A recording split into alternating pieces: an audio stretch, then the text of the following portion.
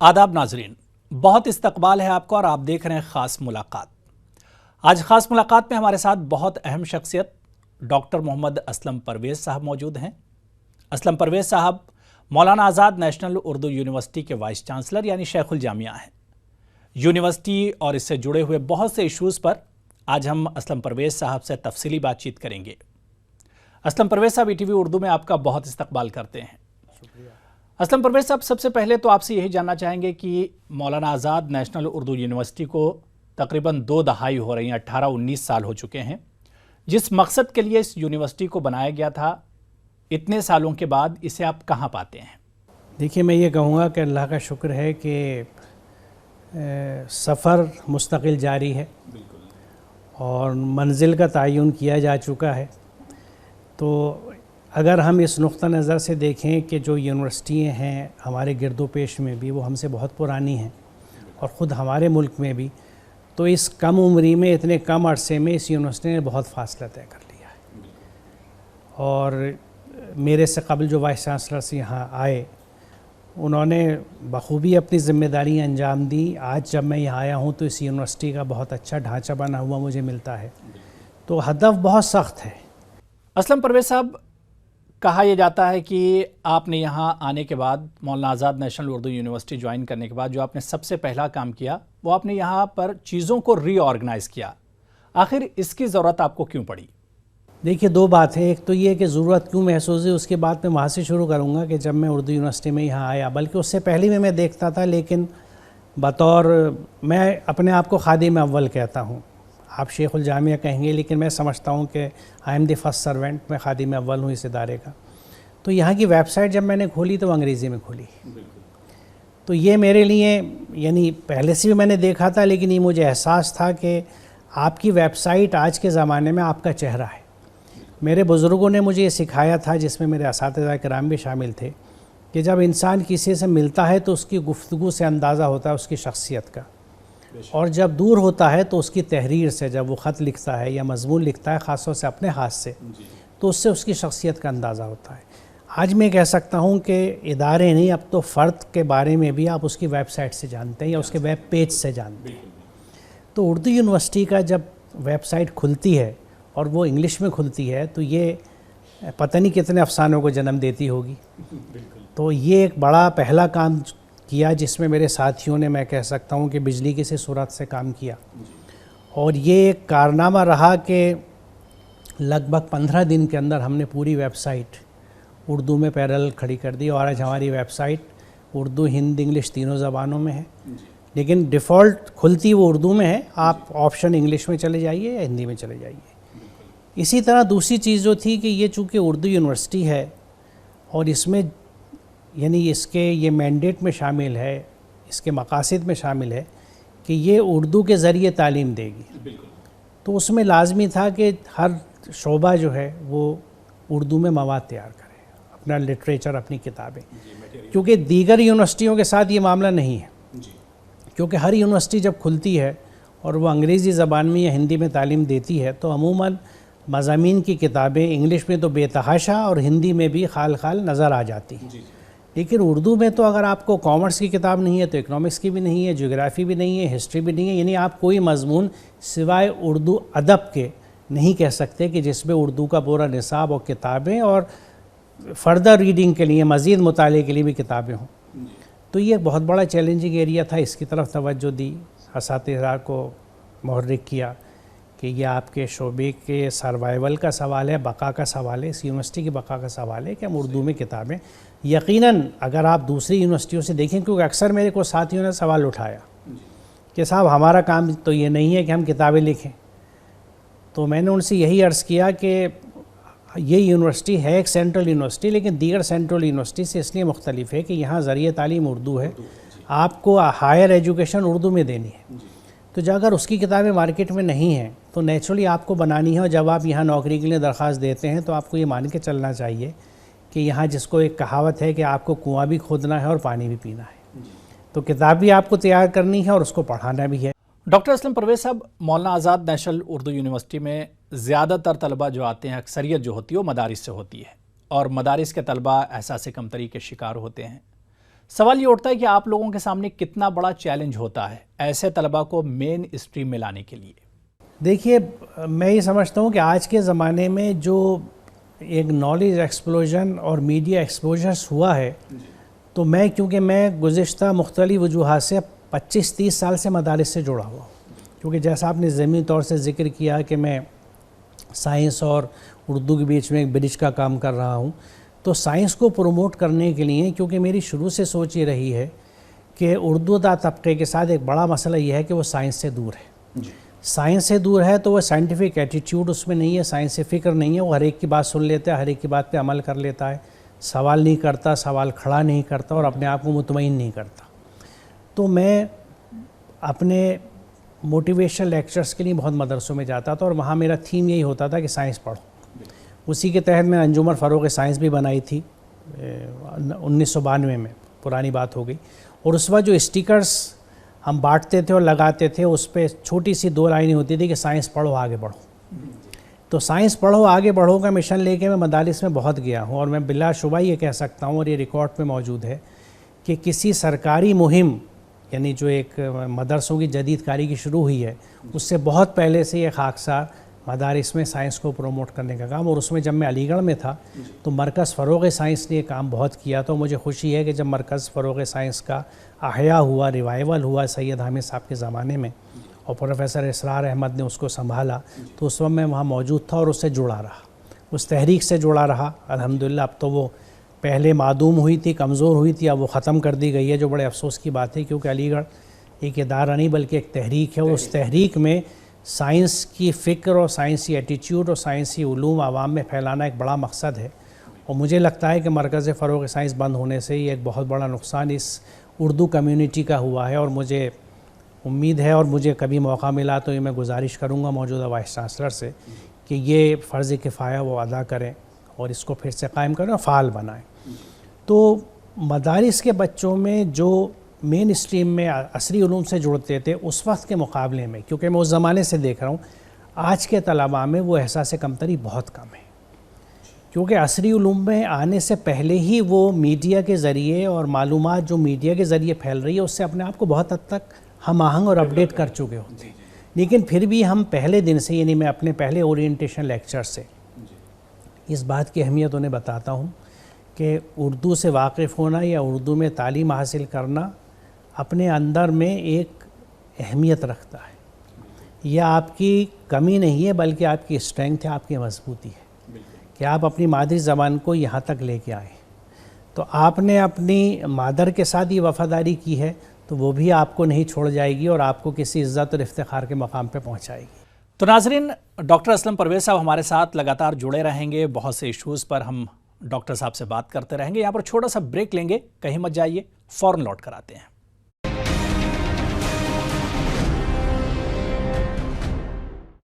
Break کے بعد ایک بار پھر آپ کا بہت استقبال ہے اور آپ دیکھ رہے ہیں خاص ملاقات. آج خاص ملاقات میں ہمارے ساتھ بہت اہم شخصیت ڈاکٹر محمد اسلم پرویز صاحب ہیں. چلیے ناظرین، اپنی گفتگو کے سلسلے کو آگے بڑھاتے ہیں. ڈاکٹر اسلم پرویز صاحب، ابھی جب ہم نے انٹر کیا یونیورسٹی کے کیمپس میں تو بہت سی چیزیں بدلی ہوئی نظر آئیں، اور کہا یہ جاتا ہے کہ مولانا آزاد نیشنل اردو یونیورسٹی کی تصویر بدل رہی ہے. کتنی سچائی اس میں نظر آتی ہے؟ جو سامنے ہے کیا واقعی میں وہی چیز پیچھے بھی ہے؟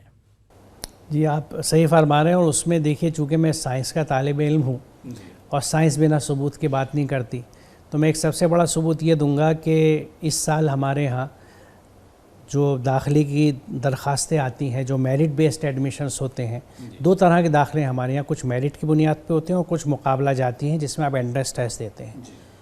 دونوں میں درخواستوں کی تعداد 100% بڑھی ہے، ڈبل ہو گئی ہے. اور اس سال صرف ریگولر موڈ میں ہم نے 2000 سے اوپر داخلے کیے، جبکہ پچھلے سال یہ تعداد 1200 کے قریب تھی اور اس سے پہلے یہ مزید کم تھی. تو آج کیمپس میں ریگولر اسٹوڈنٹس کی تعداد کل ملا کے ہماری لگ بھگ حیدرآباد سینٹرل یونیورسٹی کے آس پاس پہنچ رہی ہے، جو بہت پرانی یونیورسٹی ہے. اور ہمارے ہاں اس داخلے میں یہ بھی شرط تھی کہ وہی بچہ داخلہ لے سکتا تھا جس نے کم از کم 10th کلاس میں اپنے مضمون میں یا تو اردو پڑھی ہو یا وہ اردو میڈیم سے پڑھا ہو. ڈاکٹر پرویز صاحب، کہا جاتا ہے کہ جو یہاں کا ٹیچنگ اسٹاف ہے وہ اردو سے ہی نابلد ہے، یعنی ایک الزام لگتا ہے اس یونیورسٹی پہ، جی اس میں کتنی سچائی ہم آپ سے جاننا چاہتے ہیں؟ نہیں، اس میں سچائی ہے، یہ ایک حقیقت ہے، اور یہ میں بلا تکلف آپ سے کہوں کہ میرے لیے چیلنج بھی ہے، اور میں اس پہ تو سوال نہیں اٹھاتا کہ یہ اپائنٹمنٹس کیسے ہوئے، لیکن بہرحال میں اب اسے سمجھتا ہوں کہ یہ ہمارے فیملی کا حصہ ہے، بالکل، اور میں اپنے ان ساتھیوں کے لیے ہم نے یہاں پہ ایک اردو کا کورس شروع کیا ہے، اردو ڈپارٹمنٹ نے شروع کیا ہے، جو نان اردو جاننے والے ہیں، ٹیچنگ میں بھی نان ٹیچنگ میں بھی، اور ان سے میں نے یہی کہا ہے، یہ درخواست کی ہے کہ دیکھیے اب آپ ہمارے کنبے کا حصہ ہیں، میں اس چیز پہ نہیں جاتا کہ میں یہ کروں کہ اب انکوائری کراؤں کہ اپائنٹمنٹس کیوں ہوئے، اب ہمارا حصہ ہے۔ یہ دوسری ایک اہم بات یہ ہے کہ میں جب سے آیا ہوں میں نے جیسا عرض کیا کہ ہمارے یہاں بھی یہ کمپلسری ہے کہ آپ اردو جانتے ہوں گے، ایگزام دیا ہوگا جب بھی آپ داخلے اس انٹرویو میں آ سکتے ہیں ٹیچنگ کے لیے۔ تو میرے پیریڈ میں یہ کہہ سکتا ہوں کہ جتنے اپائنٹمنٹس ہوئے ٹیچنگ کے بھی اور نان ٹیچنگ کے بھی، اس میں اردو نوئنگ لوگ لیے گئے، اور بڑے اچھے اردو نوئنگ لوگ لیے گئے۔ میں نے ایسا نہیں ہے کہ اردو جانے والے لوگ نہیں ہیں، ہم نے بہت پریسٹیجیس انسٹیٹیوشن سے لوگوں کو لیا ہے، اور وہ اردو نوئنگ تھے، اور وہ خوشی سے اردو یونیورسٹی آئے اور اس ادارے کو چھوڑ کے آئے۔ تو یہ چیز ہے، لیکن اس میں نہیں سمجھتا کہ میں کچھ کر سکتا ہوں، کیونکہ یہ وہ وراثت ہے جو میں نے پائی ہے۔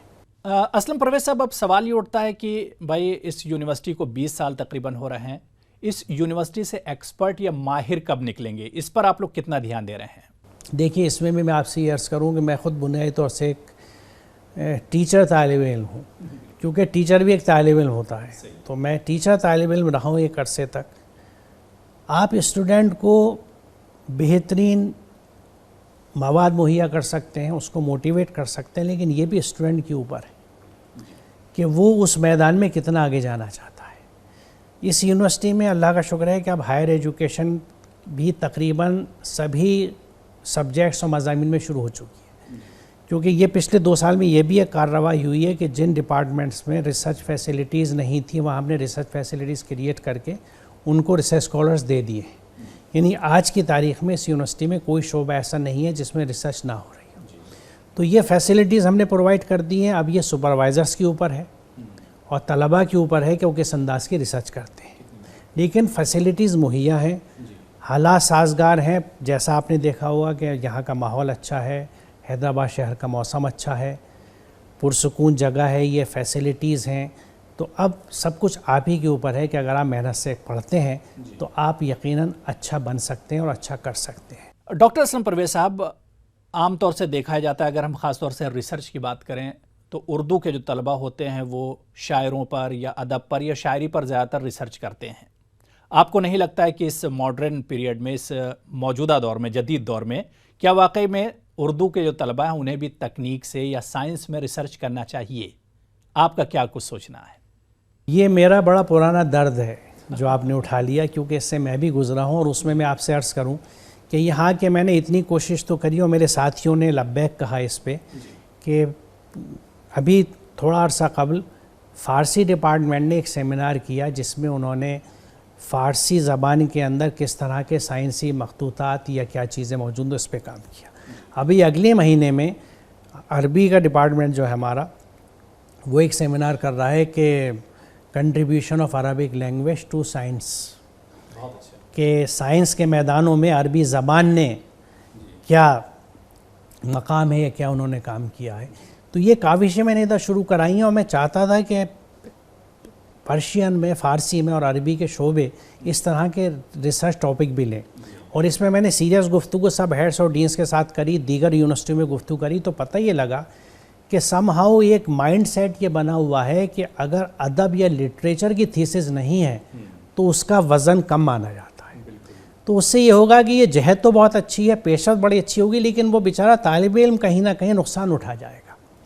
تو محض اس ڈر سے، لیکن میں نے پھر اس میں اپنے ہاں یہ جس سے سب لوگ متفق ہیں، میں نے کہا پھر آپ ایسا کیجئے، کیونکہ آپ کی آخری ڈگری جو میں سمجھتا ہوں آپ کو مقید رکھتی ہے وہ پی ایچ ڈی ہے، کیونکہ میں یہ سمجھتا ہوں کہ جب آپ ڈگریوں کی سرحدیں پار کر جاتے ہیں جب حقیقتاً حصول علم کا دور آتا ہے، کیونکہ ڈگری کے وقت تک آپ نصابوں کے قیدی ہیں، آپ اساتذہ کے قیدی ہیں، آپ ضوابط کے قیدی ہیں۔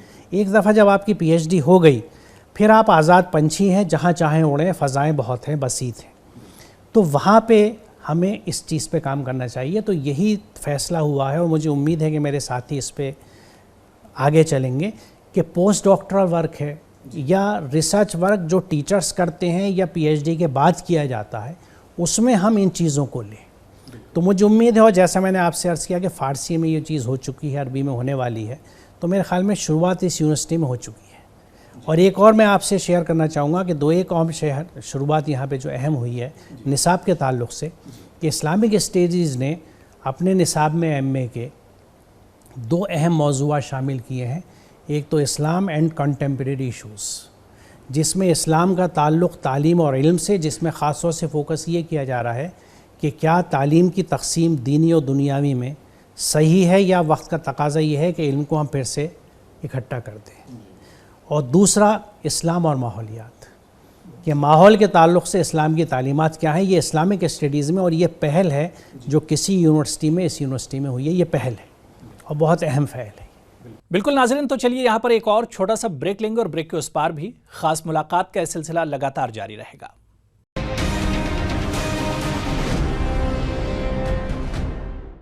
بریک کے بعد ایک بار پھر آپ کا بہت استقبال کرتے ہیں اور آپ دیکھ رہے ہیں خاص ملاقات. آج خاص ملاقات میں ہمارے ساتھ بہت اہم شخصیت ڈاکٹر محمد اسلم پرویز صاحب ہیں. ناظرین، اپنی اس گفتگو کے سلسلے کو آگے بڑھاتے ہیں اور کچھ اور ایشوز پر اسلم پرویز صاحب سے بات کرتے ہیں. اسلم پرویز صاحب، اس یونیورسٹی میں آپ کو تقریباً 1 سال ہو گیا ہے. ایسے میں اب مستقبل کی کیا کچھ پلاننگ آپ کی ہے؟ دیکھیے، سب سے پہلے تو میں یہ سمجھتا ہوں کہ جو ہمارے پاس ایگزسٹنگ شعبہ جات ہیں ان کو اسٹرینگتھن کریں، مضبوط کریں، ان کی فیسلٹیز بڑھائیں. کیونکہ یہاں ایک بڑا مسئلہ ہمارے ساتھ یہ ہے کہ دور دراز سے بچے آتے ہیں اور ہمارے پاس ان کے لیے ہاسٹلس نہیں ہیں. تو ہم نے کوشش کری تھی اور اللہ کا شکر ہے کیونکہ ان پرنسپل یہ چیز ایکسیپٹ ہو چکی ہے. کیونکہ ایک بڑی تبدیلی اب یہ ہے کہ سر دست ہمارا 5 ایئر پلان نہیں ہے، ہم 1 سال کے بجٹ پہ چلتے ہیں. تو موجودہ بجٹ میں ہمیں ایک 400 طلباء کے لیے ہاسٹل منظور ہو چکا ہے اور اس کی تعمیر کا کام کرنا ہے. اس کے علاوہ 2 ہمارے شعبے ایسے تھے، ڈپارٹمنٹس، جن کے پاس ان کی عمارتیں نہیں ہیں. کامرس اینڈ مینجمنٹ جو آج کا بڑا اہم ڈپارٹمنٹ ہے، اس کی ایک بلڈنگ کی ہماری منظوری ہو گئی ہے جو اسی یعنی فائنینشیل ایئر میں شروعات اس کی ہو جائے گی. دوسری یہ computer science and I T کی بلڈنگ ہماری جو ہے وہ اب بیسیکلی انفارمیشن ٹیکنالوجی کے لیے جو بلڈنگ بنی تھی آئی ٹی کی، اس میں کمپیوٹر سائنس بھی کام کر رہا ہے. تو ہم نے کمپیوٹر سائنس کی ایک بلڈنگ کی بھی منظوری لے لی ہے. تو یعنی جو ایگزسٹنگ شعبے ہیں، اور ساتھ ہی ساتھ ہم نے کوشش یہ کی ہے جو پچھلی اکیڈمک کونسل میں منظوری لی اور ای سی سے منظوری لی، کہ اس وقت بائیو ٹیکنالوجی کا شعبہ بہت تیزی سے چل رہا ہے. تو ہمارے یہاں سائنس فیکلٹی تو ہے، مگر بائیو ٹیکنالوجی اپنے یہاں لا سکیں اور انفارمیشن ٹیکنالوجی کا ایک پورا شعبہ ڈیولپ کر کے اس میں کورسز اپنے چلا سکیں، کیونکہ یہ 2 فرنٹیئر ایریاز ہیں. ڈاکٹر اسلم پرویز صاحب، کہا جاتا ہے کہ civil services academy Maulana Azad کی جو یہ شعبہ ہے یہ آپ کی پیش رفت کا نتیجہ ہے. اب سوال یہ اٹھتا ہے کہ بھائی اس شعبے سے I S P C S کب نکلیں گے؟ کیا امید ہم لوگ لگائیں اس شعبے سے؟ یقیناً پوری امید ہے، اور اس میں ان بچوں کو یہ بھی انکریج کرتا ہوں کہ آپ اردو زبان ہی نہیں بلکہ اردو میڈیم بھی آپٹ کیجئے، کیونکہ ہر سال اردو میڈیم کا ایک کم از کم بچہ یا 2 بچے نکل آتے ہیں. ایک بچے نکلنے کے تو واقعات ابھی لوگوں کو یاد ہوں گے.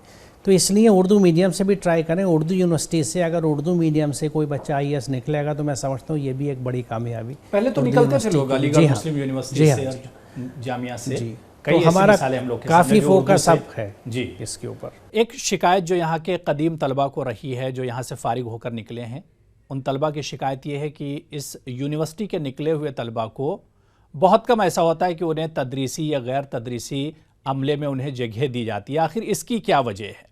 میرے اس پورے پیریڈ میں میرے ہاں تمام اپوائنٹمنٹ صرف میرٹ کی بیس پہ ہوتے ہیں. اگر ایک کینڈیڈیٹ کمزور ہے تو میں اسے اس وجہ سے اپوائنٹمنٹ نہیں کروں گا کہ مانو کا اسٹوڈنٹ ہے، بلکہ مجھے تو شرم آئے گی. تو یہ ذمہ داری تو پھر ایک طرح سے مانو ہی کی ہوگی نا. یقیناً دیکھیے، ہمارے ہاں سلیکشن کمیٹی 100% میرٹ بیسڈ ہوتی ہے. اگر آپ اچھا کر رہے ہیں تو آپ لیے جائیں گے، اگر آپ نہیں کر رہے تو آپ مانو کے اسٹوڈنٹ تھے تو اس سے تو مجھے اور دکھ ہوگا کہ آپ ہمارے اسٹوڈنٹ ہیں، ہمارے بیچ میں رہے، پھر بھی آج آپ دوسروں سے کمپیٹ نہیں کر پا رہے. تو جائیے اور تیاری کیجئے، کیونکہ یہ ریہیبلیٹیشن سینٹر نہیں ہے. یہاں اس طرح کی، اور میں نے کبھی اس چیز کو سپورٹ نہیں کیا، کیونکہ دیکھیے میں ایک بات ذاتی طور سے سمجھتا ہوں اور ناظرین سے شیئر کرنا چاہوں گا آپ کے توسط سے، کہ میں یہ سمجھتا ہوں کہ ہر جگہ، میں پھر زور دے جاؤں گا، ہر جگہ آپ ایک انکمپیٹنٹ آدمی کو رکھ کے کام چلا سکتے ہیں، لیکن ٹیچر اگر آپ نے انکمپیٹنٹ رکھا تو وہ نسلوں کا نقصان ہوتا ہے۔ تو میرے ہاں تو بالکل سیدھا معاملہ ہے کہ اف یو ڈو گڈ، آپ اچھا کرتے ہیں، یو آر ان، اور اس کے لیے آپ یقین جانیں ہمارے ہاں کوئی سفارش نہیں چلتی۔ ڈاکٹر اسلم پرویز صاحب، اگر ہم سائنس میگزین کی بات کریں، آپ کا بہت بڑا کارنامہ ہے، تقریباً 24 سال سے میگزین لگاتار نکل رہی ہے، کیا کچھ مشکلات کا سامنا آپ کو کرنا پڑا ان 24 سالوں میں؟ دیکھیے دشواریاں مالی تو ضرور پیش آئیں، لیکن علمی بالکل پیش نہیں آئیں۔ جس وقت یہ رسالہ شروع کیا ہے 94 میں، تو جب ہی انگریزی میں ٹائمز آف انڈیا گروپ کا سائنس ٹوڈے نکلتا تھا، وہ بند ہوا تھا، کیونکہ میں شروع سے سائنس کا طالب علم رہا ہوں اور پڑھتا تھا، تو سائنس رپورٹر، سائنس ٹوڈے میرے پاس میں مستقل لیتا تھا اور ان کی میں نے جلدیں باندھ کے رکھی تھی، اتنا شوق تھا۔ تو میرے ساتھیوں نے کہا کہ دیکھو انگریزی میں سائنس ٹوڈے بند ہو رہا ہے، سائنس کا پرچہ، اردو میں سائنس کا رسالہ کون پڑھے گا؟ میں نے کہا لوگ پڑھیں گے، مجھے یقین ہے، اور لکھنے والے بھی ملیں گے۔ تو یہ 24ویں سال میں رسالہ چل رہا ہے، اور آپ یقین جانیں اس کے 280 یا 82 جتنے شمارے آ چکے، ان میں سے ایک شمارے میں بھی ہم نے ترجمہ کر کے مضمون شامل نہیں کیا، یعنی ہر میدان کا مضمون ہمیں اردو میں ملا ہے، پورے ہندوستان سے باہر سے، اردو میں لکھنے والے اتنے ہیں، پڑھنے والے بھی ہیں۔ تو یہاں تو لیکن ہاں جیسا یہ ہے کہ یہ میری اپنی کاوش ہے، میرے گھر سے چلتا تھا، آج بھی میرے گھر سے چلتا ہے، میں اپنے اللہ کا شکر ہے جو مجھے تنخواہ ملتی ہے اس میں سے میں اس کو سروائیو کر لیتا ہوں۔ تو اور یہ میں سمجھتا ہوں کہ یہ میری ذمہ داری بھی ہے، میں کسی پہ احسان نہیں کر رہا، کیونکہ آج جہاں میں بیٹھا ہوں اس میں میرے سماج کا بہت بڑا رول ہے۔ تو اور یہ ہم سب کو سوچنا چاہیے کہ دیکھیے میں سرکاری اسکول میں پڑھا، ہم جب سرکاری اسکول میں پڑھتے ہیں تو ہماری فیس سے ہمارا کام نہیں ہو رہا، ہم پہ خرچہ حکومت کر رہی ہے، حکومت کا پیسہ کہاں سے آتا ہے؟ ٹیکس پیئر کا، یعنی میرا سماج مجھے پڑھا رہا ہے۔ تو میں جب پڑھ کے کچھ بنتا ہوں اور جو کچھ کماتا ہوں تو وہ سارا ہی کمائی میرے گھر میں، میرے خاندان میں رہتی ہے، سماج میں نہیں جاتی۔ ہمیں سوسائٹی کو پے بیک کرنا چاہیے، سماج کو دینا چاہیے۔ تو میں سمجھتا ہوں کہ میرے سماج نے مجھ پہ جو کچھ خرچ کیا ہے میں اس کو لوٹا تو نہیں سکتا، تھوڑی سی کوشش کر رہا ہوں کہ سماج کو کچھ لوٹا۔ اس میگزین کو لے کر آگے کی کچھ پلاننگ آپ کی؟ کیونکہ 24 سال میں تو بڑا مواد بہت اکٹھا ہے، اور اس میں ایک بڑی اچھی تبدیلی، یعنی ایک ڈیولپمنٹ یہ ہوا کہ اس کا اشاریہ بن چکا ہے، انڈیکس ہے، اور وہ چھپ بھی چکا ہے، اور اس کو میں نے اپنی سائٹ پہ اکیڈمیا پہ ڈال بھی رکھا ہے، کیونکہ مقصد کاروبار نہیں تھا، وہاں پہ ڈاؤن لوڈ کیا جا سکتا ہے، لوگ دیکھ سکتے ہیں۔ میرا ارادہ یہ ہے کہ اس کو ایک باقاعدہ یہاں سے ذمہ داری سے فارغ ہونے کے بعد میں اس کی ایک ویب سائٹ بنا کے یہ اپنا تمام مواد اس ویب سائٹ پہ ڈال دوں گا، تاکہ جہاں کہیں بھی جو کوئی بھی ہو وہ اردو کے تعلق سے جو چیز دیکھنا چاہے وہاں دیکھ سکتا ہے۔ ڈاکٹر اسلم پرویز صاحب، بہت بہت شکریہ ہمارے ساتھ تفصیلی بات چیت کرنے کے لیے اور خاص ملاقات میں ہمارے ساتھ جڑنے کے لیے۔ شکریہ۔ تو ناظرین، آج خاص ملاقات میں فی الحال اتنا ہی، مجھے اور پوری ٹیم کو دیجیے اجازت، آداب۔